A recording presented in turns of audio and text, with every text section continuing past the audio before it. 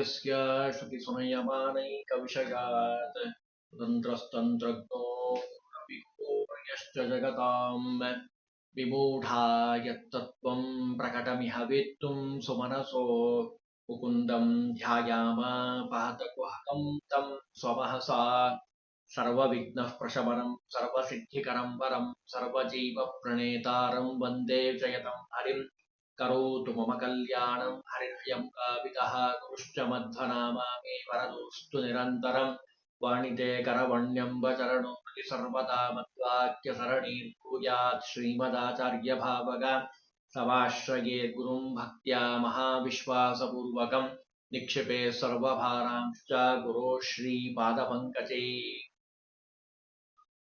ಪ್ರಾಣೇಶದಾಸರು ತಮ್ಮ ಪದ್ಯದಲ್ಲಿ ಊರ್ಧ್ವಪುಂಡ್ರದ ಮಹಾಮಹಿಮೆಯನ್ನ ನಮಗೆ ತಿಳಿಸ್ತಾ ಇದ್ದಾರೆ. ನರಸಿಂಹ ಪುರಾಣ ಅದರ ವಿವರಣೆಯನ್ನ ನೀಡುತ್ತಾ ಇದೆ. ಪಾರ್ವತೀ ದೇವಿಯ ಪ್ರಶ್ನೆಗೆ ರುದ್ರದೇವರು ಉತ್ತರವನ್ನು ನೀಡುತ್ತಾ ಇದ್ದಾರೆ. ಹಣೆಯ ಮೇಲೆ ದಂಡಾಕಾರದಲ್ಲಿ ನಾಮವನ್ನ ಹಚ್ಚಬೇಕು ಅನ್ನೋವರೆಗೂ ನಾವು ನೋಡಿದ್ವಿ. ದಂಡಾಕಾರ ಹಚ್ಚುವುದು ಫಣಿಯಲ್ಲಿ, ಕರದಂಡ ದಂತಿಗೆ ಭುಜದಲ್ಲಿ, ಬಿದರಲೆಯ ಪುಂಡರೀಕಾಕ್ಷ ಕೇಳನ್ನೇ ದೀಪಾಕೃತಿಂ ಪಂಡಿತರು ಧರಿಸುವರು ನಿಗಮೋಕ್ತಿಯಿಂದ. ಅಂದ್ರೆ ಶಾಸ್ತ್ರದ ಆಧಾರದ ಮೇಲೆ ಗೋಪೀಚಂದನ ಮುದ್ರಾಧಾರಣೆಯನ್ನ ಮಾಡಿಕೊಳ್ಳಬೇಕಪ್ಪ. ದಂಡಾಕಾರಂ ಶ್ಲೋಕ ಹೇಳ್ತಾರೆ, ರುದ್ರದೇವರ ಮಾತಿದು. ದಂಡಾಕಾರಂ ಲಲಾಟೇತು ತರ್ಜನಿ ಪರಿಮಾಣತಃ ನಾಸಾದಿಕೇಶ ಪರ್ಯಂತಂ ಊರ್ಧ್ವಪುಂಡ್ರಸ್ಯ ಲಕ್ಷಣಂ. ಅಂದ್ರೆ ಹಣೆಯ ಮೇಲೆ ಯಾವಾಗಲೂ ಊರ್ಧ್ವಪುಂಡ್ರ ಇರಬೇಕು. ವಿಷ್ಣುವಿನ ನಾಮೋಚ್ಚಾರಣೆಯನ್ನ ಮಾಡ್ತಾ ಆ ನಾಮವನ್ನ ಧಾರಣೆ ಮಾಡಬೇಕು. ಆಗ ಅದು ನಾಮ ಅಂತ ಅನಿಸ್ಕೊಳ್ತದೆ. ಊರ್ಧ್ವಪುಂಡ್ರ ಯಾವಾಗಲೂ ಹಣೆಯ ಮೇಲೆ ಇರಬೇಕಪ್ಪ. ಇನ್ನು ನಿನ್ನ ನಾವು ನೋಡಿದ ಹಾಗೆ ದಂಡಾಕಾರವಾಗಿ ಹಣೆಯ ಮೇಲೆ, ಪದ್ಮಾಕಾರದಲ್ಲಿ ಉದರ ಭಾಗದಲ್ಲಿ, ವೇಣುಪತ್ರಾಕೃತಿ ಬಿದಿರಲೆ ಹಾಗೆ ಎರಡು ಬಾಹುಗಳಲ್ಲಿ, ಇನ್ನು ಉಳಿದ ಕಡೆ ದೀಪಾಕೃತಿಯಲ್ಲಿ ಆ 12 ನಾಮಗಳನ್ನ ಧಾರಣೆ ಮಾಡಬೇಕು ಅಂತ ಹೇಳಿದ್ರು. ಇದಾದ ಮೇಲೆ ಶಂಖ, ಚಕ್ರ, ಗದಾ, ಪದ್ಮ, ನಾರಾಯಣ ಇವೆಲ್ಲ ಮುದ್ರೆಗಳನ್ನ ಧಾರಣೆ ಮಾಡೋ ವಿಧಾನವನ್ನ ಹೇಳ್ತಾರೆ. ಗದೆಗೆ ಫಣಿಗೆ ಹೃದಯದಲ್ಲಿ ರವಿ ಪದ್ಮಕರ ದ್ವಯಕ್ಕೆ ಮಧುಸೂದನಾಂಕಿತವು ಸರ್ವಸ್ಥಳಕ್ಕೆ ಇದರಂತೆ ಆಚರಿಪ ಸದ್ವೈಷ್ಣವರ ಸುಖವ ಅದೇನೆಂತು ವರ್ಣಿಸಲಿ ವಶವಲ್ಲವು. 5 ಮುದ್ರೆಗಳನ್ನ ಧಾರಣೆ ಮಾಡಬೇಕು. ಗುರುಮುಖದಿಂದ ತಿಳಿದು ಆ 5 ಮುದ್ರೆಯನ್ನ ಧಾರಣೆ ಮಾಡಬೇಕು. ಶಂಖ, ಚಕ್ರ, ಗದಾ, ಪದ್ಮ ಮತ್ತು ನಾರಾಯಣ. ಅದರಲ್ಲೂ ವಿಶೇಷವಾಗಿ ಲಲಾಟೇತು ಗದಾಧಾರ್ಯಾಂ ಊರ್ಧ್ವಂ ಚಾಪಂ ತಥೈವ ಚ. ಗದಾ ಮುದ್ರೆ ಇದೆ ಅಲ್ಲ, ಅದು ವಾಯುದೇವರ ವಿಶೇಷ ಸನ್ನಿಧಾನ ಇರುವಂಥದ್ದು. ಹಣೆಯ ಮೇಲೆ ಆ ಗದಾ ಮುದ್ರೆಯನ್ನ ಹಚ್ಚಬೇಕು ಅಂತ. ಹಚ್ಚೋ ಸಂದರ್ಭದಲ್ಲಿ ಅನುಸಂಧಾನವನ್ನ ಮಾಡಬೇಕು. ನಮ್ಮ ಶರೀರದಲ್ಲಿ ಯಾವಾಗಲೂ ವಾಸ ಮಾಡುವಂಥವನು ಕಲಿ, ಅಜ್ಞಾನ. ಆ ಗದಾ ಧಾರಣೆ ಮಾಡಬೇಕಾದ್ರೆ ಆ ಗದೆಯನ್ನ ಕೌಮೋದಿಕೆ ಕರೆಯಸ್ಯ ತಂ ನಮಾಮಿ ಗದಾಧರಂ. ಆ ಗದಾಧರನಲ್ಲಿ ಪ್ರಾರ್ಥನೆ ಮಾಡಬೇಕು. ನಿಮ್ಮ ಕೈಯಲ್ಲಿರುವಂತಹ ಗದೆಯಿಂದ ನಮ್ಮ ಶರೀರದಲ್ಲಿರುವಂತಹ ಅಜ್ಞಾನ ಅನ್ನುವಂತಹ ಆ ಕಲಿಯನ್ನ ಹೊಡೆದೋಡಿಸು ಅಂತ ಪ್ರಾರ್ಥನೆ ಮಾಡಬೇಕು. ಆ ಪ್ರಾರ್ಥನೆಯನ್ನ ಮಾಡ್ತಾ ಆ ಗದಾ ಮುದ್ರೆಯನ್ನ ಧಾರಣೆ ಮಾಡಬೇಕು. ಅದನ್ನ ಹೇಳ್ತಾರೆ. ವಕ್ಷಸ್ಯ ಪರಿ ಸರ್ವತ್ರ ವಾಮಭಾಗೆ ತಥೈವಚ. ಎಲ್ಲೆಲ್ಲಿ ಹಚ್ಕೊಳ್ಳಬೇಕು ಅಂತ ಹೇಳಿದ್ರು. ಇದನ್ನ ಆದ್ಮೇಲೆ ಒಂದು ಮಾತು ಹೇಳ್ತಾರೆ. ಲಕ್ಷ್ಮೀರಮಣನ ಮುದ್ರೆ ಪುಂಡ್ರ ಧರಿಸಿದ ದ್ವಿಜನ ಕುಕ್ಷಿಯೋಳ್ ಕವಳನ್ನ ಮಾತ್ರ ಕೊಡಲು.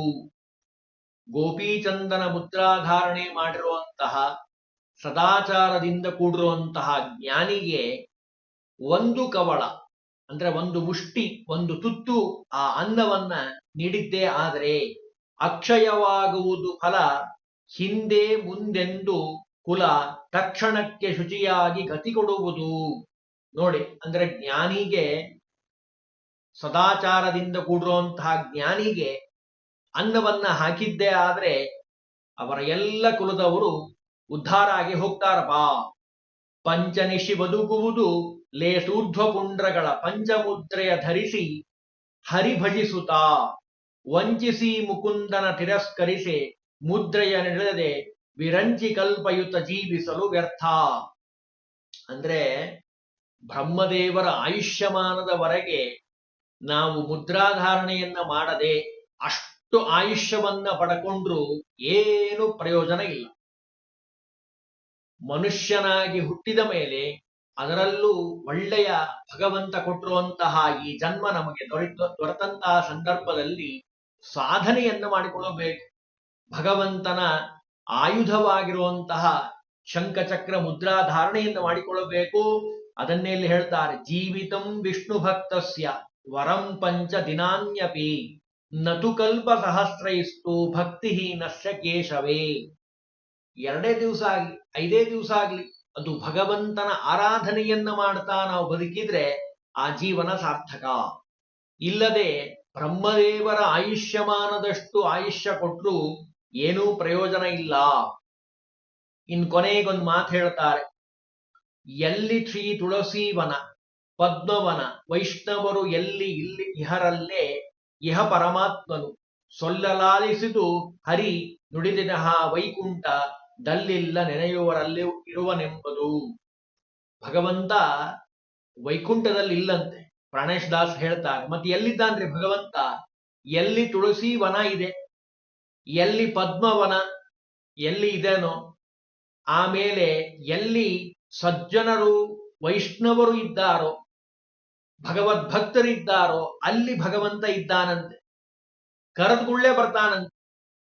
ಅಷ್ಟು ಸುಲಭವಾಗಿ ಹೇಳ್ತಾರೆ. ಏ ಕಂಠ ಲಗ್ನ ತುಳಸಿ ನಳಿನಾಕ್ಷಮಾಲ, ಏ ಬಾಹುಮೂಲ, ಆ 2 ಕೈಗಳಲ್ಲಿ ಬಾಹುಗಳಲ್ಲಿ ಶಂಖ ಚಕ್ರಾಹ, ಏವಂ ಲಲಾಟಂ ತಿಲಕೆ ರಸದೂರ್ಧ ಪುಂಡ್ರಾಹ ತೇ ವೈಷ್ಣವ ಭುವನ ಮಾಶು ಪವಿತ್ರಯಂತಿ. ಯಾರ ಕಂಠದಲ್ಲಿ ತುಳಸಿ ಮಾಲೆ ಇದೆ, ಹಣೆಯ ಮೇಲೆ ಗೋಪೀಚಂದನ ಮುದ್ರಾಧಾರಣೆಗಳಿದ್ದಾವೆ, ಅಂತಹ ವೈಷ್ಣವರು ಇಡೀ ಭೂಮಂಡಲವನ್ನ ಪವಿತ್ರಗೊಳಿಸ್ತಾರ. ಅಷ್ಟು ಆ ಗೋಪೀಚಂದನಕ್ಕೆ ಅಷ್ಟೊಂದು ಶಕ್ತಿ ಇದೆ. 2 ಊರ್ಧ್ವ ಪುಂಡ್ರಗಳ ಒಂದೇ ಮಾತಿನಲ್ಲೇ ಹೇಳ್ತಾರೆ. ಇದನ್ನ ಯಾರು ಹೇಳಿದ್ರು? ಯಾರೋ ಸಾಮಾನ್ಯರು ಹೇಳಿರೋದಲ್ಲ, ರುದ್ರದೇವರ ಬಾಯಲ್ಲಿ ಬಂದಿರುವಂಥದ್ದು ಪಾರ್ವತಿ ದೇವಿಗೆ. ಅದನ್ನು ಹೇಳ್ಬಿಡ್ತಾರೆ ಯಾರು? ನಮ್ಮ ಪ್ರಾಣೇಶದಾಸರು. 2 ಪುಂಡ್ರ ಶ್ರೀಮುದ್ರಾಧಾರಣ ಚರಿತ. ಇಲ್ಲಿವರೆಗೂ ನಾವು ಹೇಳ್ತಾ ಬಂದಿದ್ದೀವಿ ಗೋಪೀಚಂದನ ಮುದ್ರಾಧಾರಣೆಯ ಬಗ್ಗೆ. ಅದರಲ್ಲೂ ಗೋಪೀಚಂದನ ಮುದ್ರಾಧಾರಣೆ ಮಾಡಬೇಕಾದ್ರೆ 5 ಮುದ್ರೆಗಳನ್ನ ಧಾರಣೆ ಮಾಡಬೇಕು ಅಂತ ನಾನು ಹೇಳಿದೆ. ಅದನ್ನ 12 ನಾಮಗಳು 5 ಮುದ್ರೆಗಳು. ಅದನ್ನ ಜಗನ್ನಾಥದಾಸರು, ಇವರ ಗುರುಗಳಾಗಿರುವಂತಹ ಜಗನ್ನಾಥದಾಸರು ತಮ್ಮ ಹರಿಕಥಾಮೃತಸಾರದಲ್ಲೂ ಹೇಳ್ತಾರೆ. ಕೇಶವಾದಿ ಸುಮೂರ್ತಿ 12 ಮಾಸ ಪುಂಡ್ರಗಳಲ್ಲಿ ವೇದವ್ಯಾಸ ಅನಿರುದ್ಧಾದಿ ರೂಪಗಳ 6 ಋತುಗಳಲ್ಲಿ ವಾಸವಾಗಿಹವೆಂದು ತ್ರಿಂಶದ್ವಾಸರದಿ ಸತ್ಕರ್ಮ ಧರ್ಮ ನಿರಾಶೆಯಿಂದಲೇ ಮಾಡು ಕರುಣವ ಬೇಡುಕೊಂಡಾಡು. ಧರ್ಮವನ್ನ ಬಹಳ ಸಂತೋಷದಿಂದ ಆಚರಣೆಯನ್ನ ಮಾಡು. ಅದರಲ್ಲೂ ಚಕ್ರ ಶಂಖ ಗದಾ ಪದ್ಮ ನಾರಾಯಣ 5 ರೂಪಗಳು, 5 ಆಯುಧಗಳು. ಆ 5 ಆಯುಧಗಳಿಗೆ 5 ರೂಪಗಳು: ಕೃತ್ಯೋಲ್ಕ, ಮಹೋಲ್ಕ, ವೀರೋಲ್ಕ, ದುಲ್ಕ, ಸಹಸ್ರೋಲ್ಕ. ಇದರಲ್ಲಿ ಮತ್ತು 5 ರೂಪಗಳಿದ್ದಾವೆ: ಹಿಂಕಾರ, ಪ್ರತಿಹಾರ, ನಿಧನ, ಪ್ರಸ್ತಾವ, ಉದ್ಗೀತ.